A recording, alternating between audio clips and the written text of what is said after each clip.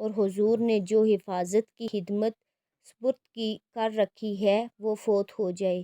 اگر مجھے یہ اندیشہ نہ ہوتا تو میں مر جاتا، مگر صورت ختم کرنے سے پہلے نہ رکوع کرتا۔ یہ تھی ان حضرات کی نماز اور ان کا شوق کہ تیر پر تیر کھائے جائیں اور خون ہی خون ہو جائے مگر نماز کے لطف میں فرق نہ پڑے۔ ایک ہماری نماز ہے کہ اگر مچھر بھی کاٹ لے تو نماز کا خیال جاتا رہتا ہے، بڑکا تو پوچھنا ہی کیا۔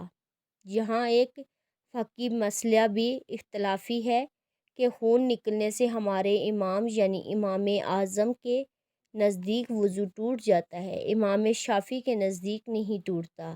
ممکن ہے کہ ان صحابی کا مذہب بھی یہی ہو یا اس وقت تک اس مسئلے کی تحقیق نہ ہوتی ہو کہ حضور صلی اللہ علیہ وآلہ وسلم اس مجلس میں تشریف فرما نہ تھے، یا اس وقت تک یہ حکم ہوا ہی نہ ہو۔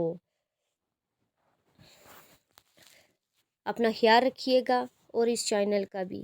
مجھے اجازت دیجیے، اللہ حافظ۔